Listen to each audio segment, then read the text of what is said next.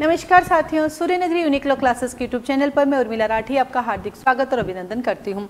बात करें हम लोग जुडिशरी के एग्जाम की, और जब भी जुडिशरी के एग्जाम की बात आती है तो हमारे पास बहुत सारे सब्जेक्ट्स आते हैं। बहुत सारे सब्जेक्ट में हमारे पास आ जाता है हमारा सीआरपीसी में हम लोग चल रहे थे अभी अपने डिफरेंसेज में, जो अपन देख रहे हैं कंटिन्यू। उसी डिफरेंसेज की कड़ी में आज फिर से हम आगे बढ़ते हैं। इससे पहले हम बेलेबल नॉन बेलेबल पढ़ा था, कॉग्निजेबल नॉन कॉग्निजेबल पढ़ा था अपन ने इंक्वायरी और ट्रायल पढ़ा था, कंप्लेंट और एफआईआर पढ़ा था, समन ट्रायल वारंट ट्रायल पढ़ा था, समन केस वारंट केसेस पढ़े थे। आज हम लोग करेंगे डिफरेंस बिटवीन आपके क्या कहते हैं इसको, discharge and acquittal, discharge and conviction. आखिर ये होता क्या है, इसके ऊपर हम चर्चा करेंगे। इसी के साथ ही साथ जैसे कि आप देख रहे हैं कि सूर्य नगरी यूनिक लॉ क्लासेस जो है राजस्थान के लिए क्या करवाती है, हिंदी ग्रामर और इंग्लिश ग्रामर भी करवाती है, राइट। तब हिंदी ग्रामर इंग्लिश ग्रामर की बात होती है तो हमारे यहाँ पे मॉर्निंग में क्लासेस चलती है 9:30 से 10:30। इस क्लासेस के अंदर हम लोग टेंस भी करवाते हैं। इस क्लासेस की हम बात करें तो डायरेक्ट इंडायरेक्ट स्पीच करवाते हैं, मतलब जो हमारा कोर्स है मॉडल्स भी करवाते हैं हम लोग, डिटर्मिनर भी होते हैं हमारे साथ में, एंटोनियम, सिनोनियम, फ्रेजल वर्ब और इडियम्स भी होते हैं। एंटोनियम सिनोनियम हम रोज बोर्ड पे लिखाते हैं, फ्रेजल वर्ब बोर्ड पे लिखा के और उसको रिवाइज कराते हैं। जो इडियम्स होते हैं वो रोज के रिवाइज करवाते हैं, और बाकी जो प्रैक्टिकली कराते हैं आपको रूल्स भी लिखाते हैं, प्रैक्टिस के लिए भी आपको क्वेश्चंस देते रहते हैं। तो आप राजस्थान, एमपी के लिए, गुजरात के लिए इंग्लिश ग्रामर ज्वाइन कर सकते हैं। इंग्लिश ग्रामर ओनली प्री के लिए लेते तो 6,000 रुपीज़ फीस रहती है, और लगभग 1.5 से 2 महीने का कोर्स है। मिनिमम 1.5 में खत्म हो जाता है, पर किसी दिन छुट्टी या किसी कारण से नहीं हुआ तो 2 महीने का कोर्स होता है, तो आप लोग उसे ज्वाइन कर सकते हैं, ठीक है। तो वैसे आपने देखा होगा कि किस तरह से हम लोग सेंटेंस फॉर्मेशन के साथ करते हैं ताकि आपकी प्रैक्टिस भी होती रहे।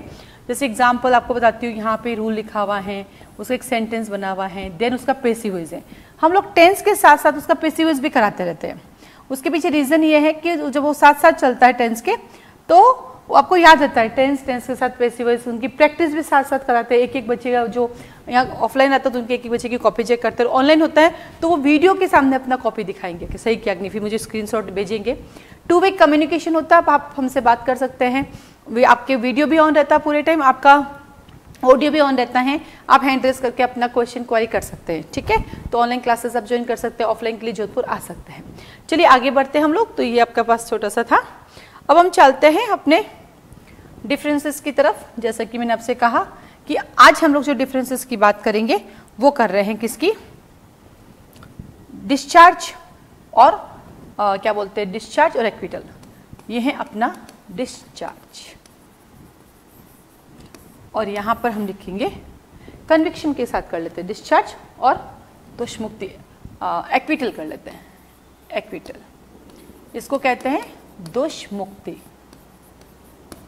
ठीक है, और इसको कहते हैं उन्मोचन। अब आखिर ये 2 वर्ड्स हैं क्या, इसके बारे में भी थोड़ा समझ लेते हैं। ये जो डिस्चार्ज वर्ड है ये आया कहां से है, डिस्चार्ज आपके पास चार्ज से पहले, बिफोर चार्ज। क्या वर्ड यूज किया मैंने, बिफोर चार्ज, डिस्चार्ज। डिस को हटा दो तो चार्ज लग जाएगा।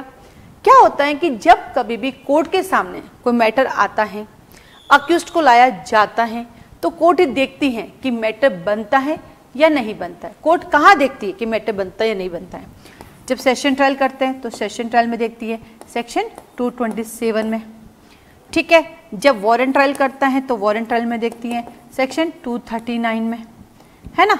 उसके साथ ही साथ ये 2 ट्रायल में आपके देखती हैं, वारंट में, इसमें। इसके साथ ही साथ हम बात करते हैं किसके ऊपर, समन ट्रायल में। तो वहाँ चार्ज फ्रेम करने की रिक्वायरमेंट ही नहीं होती है, और जब रिक्वायरमेंट ही नहीं होती तो ये वर्ड आता ही नहीं है। ठीक वैसे हम बात करते हैं अपने किसकी, समरी ट्रायल की, तो वहाँ पर भी इसकी रिक्वायरमेंट नहीं होती है। तो मोटे मोटे हमारे पास यहाँ पे आता है।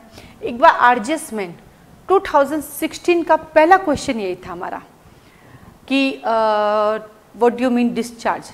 2015 का पहला क्वेश्चन, 2015 का पहला क्वेश्चन था, what do you mean discharge by magistrate. तो वो मेरा पहला आर्जेसमेंट था, और मुझे आज भी याद है कि वहाँ पे मैंने मजिस्ट्रेट वर्ड समझ नहीं पाई, मैं डिस्चार्ज भी दोनों लिख के आ गई थी, ठीक है। फिर बाद में जब देखा तो पता चला वो सिर्फ मजिस्ट्रेट का पूछ रहे थे, जबकि ये वाला जो है वो ओनली वो सेशन कोर्ट का है।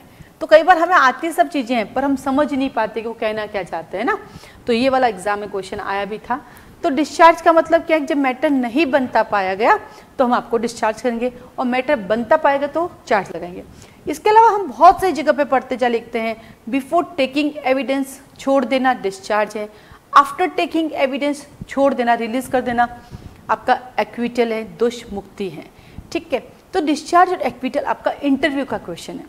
मेन एग्जाम में बहुत रेयर है, आ भी सकता नहीं, बट इंटरव्यू में तो 100% पूछते हैं। ठीक है, तो आइए व्हाट इज अ डिस्चार्ज, तो कहता है before taking evidence, before taking evidence accused को रिलीज करना डिस्चार्ज है। आफ्टर टेकिंग एविडेंस अक्यूज्ड को रिलीज करना एक्विटल यानी दोष मुक्ति है। ठीक है, सेकंड पे चलते हैं। एक बार डिस्चार्ज किए गए व्यक्ति को दोबारा बुलाया जा सकता है, पुनः बुलाया जा सकता है, यानी उसी मैटर में दोबारा हियरिंग कर सकते हैं। यहाँ पे article 20 close 2, article 20 close 2 section 300 CRPC का बेनिफिट नहीं मिलेगा।